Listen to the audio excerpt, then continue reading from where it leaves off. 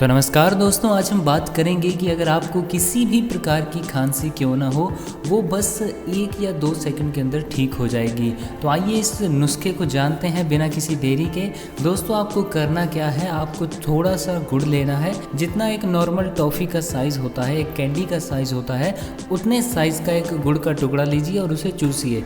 दोस्तों, गुड़ के अंदर कुछ ऐसे गुण होते हैं, कुछ ऐसी प्रॉपर्टीज़ होती हैं उसकी, जिससे हमारी जो खांसी है वो उसी वक्त ठीक होने लग जाती है। इसलिए जब भी आपको खांसी आए, आप गुड़ का एक छोटा सा टुकड़ा लीजिए, उसे चूसिए, उसी वक्त आपकी खांसी रुक जाएगी। और अगर आपको ये वीडियो पसंद आई तो इसे लाइक करें और हमारे चैनल को सब्सक्राइब करें। आज के लिए इतना ही। जय हिंद।